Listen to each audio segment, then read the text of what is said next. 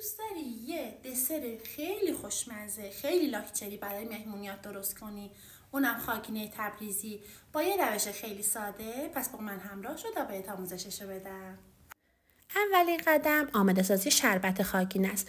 2 پیمانه شکر، 1 پیمانه آب، نصف پیمانه گلاب و چند تا دونه هل رو من میشکنم میریزم داخل خود مواد شربت. بعد شربت رو روی حرارت ملایم میذارم، کفش که این جوشای ریز رو زد دیگه خاموشش میکنم و نیازی نیستش که شربت غلیظ بشه.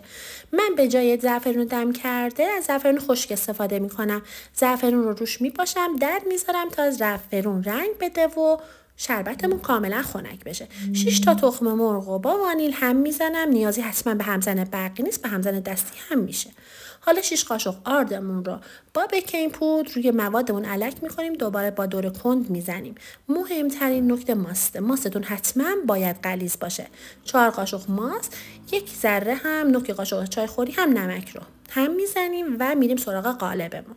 میتونین هم از قالب استفاده کنین هم از ماهیتابه گزینه بهتری. من برای قشنگی اینجا قالب ته گل استفاده کردم. روغن رو میریزیم، میذاریم روی حرارت ملایم و روی شعله پخش کن. حتما روی شعله پخش کن.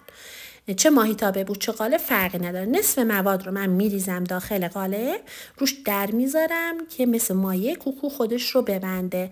وقتی که کمی حس کردم خودش رو بسته، میارم و مواد میانیش رو میریزم. به زیر حرارت دقت کنین، حرارتتون ملایم باشه. حالا مواد میانی که گردو بود و پودر دارچین و پودر گل سرخ و زنجبیل رو اضافه میکنم. ببینین از لبه های ذره فاصله گذاشتم که تا کار تمیز در بیاد.